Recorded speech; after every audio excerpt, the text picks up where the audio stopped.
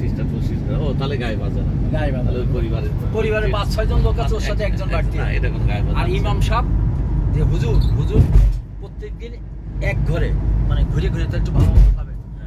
হুজুরের একটু প্রায়োরিটি বেশি। হুজুর মানে বাচ্চাদের সহ ফ্যামিলি। হ্যাঁ, হুজুর ফ্যামিলি সহ।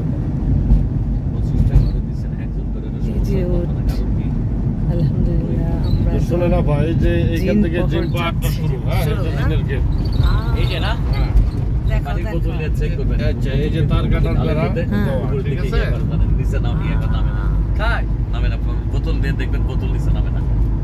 উপরে দিলে না আবার ভিডিও করে রাখবেন, বুঝছেন? নিচের থেকে উপরের দিকে দৌড়াই, দেখাবো আমি সামনে যাই, গর্তের মধ্যে বোতল আছে পানি ভর্তি, মানে উপর ঢালে থেকে নিচে নামবে না, নামে না। এখানে কি সব জিন থাকে? এই গেটের থেকে হ্যাঁ। 11 কিলোমিটার সামনে গেলে একটা গোল চক্কর আছে। আচ্ছা। এই 11 কিলোমিটারটাই হলো ওয়াদি জিন। আমরা যেটা শুনছি হুম হুম। রাসূল সাল্লাল্লাহু আলাইহি ওয়াসাল্লামের জামানায় নাকি জিনদের এরিয়া রাসূল সাল্লাল্লাহু আলাইহি ওয়াসাল্লাম আলাদা করে দিয়েছিল এবং তাদেরকে হেদায়েত করে দিয়েছিল যে এখানে যদি কোনো মানুষজন আসে ডিস্টার্ব হইলে বাহির করে দিও, কারো কোনো ক্ষতি করো না। ওই আদেশটাই নাকি পালন করে রাসূলের রওজা পিছনের দিকে টানে। এখানে 3 ফিট নিচে রাখলেও যেখান থেকে 10 জনের গাড়িটা ধাক্কায় ওঠানো সম্ভব নয়, ওইখান থেকে গাড়িটা চলে আসবে। আর ওই লাস্টে গোল চক্করে গাড়ি বন্ধ করে দেবে, যে পিছনে যে গেট, এই গেট পর্যন্ত 11 কিলোমিটার গাড়ি একাই চলে আসবে, আমার চালাইতে হবে না।